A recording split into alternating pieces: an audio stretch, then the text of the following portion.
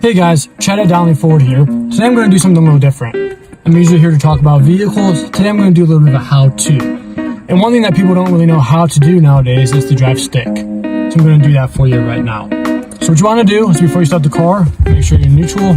Just give it a few of these. Then you want to clutch in. Turn the car on. Now while your foot on the brake, release the e-brake, put the car in gear, and then as you ease off the clutch, you want to ease on the gas. Just like that. If you drive and get up to speed, clutch in, just a second. Pretty simple stuff. So the one thing that we pride ourselves here in Donnelly Ford is being kind of ahead of the curve. So we actually have a foot cam going on for you. So to see exactly what I do with my feet, let's go ahead and take a look at that now.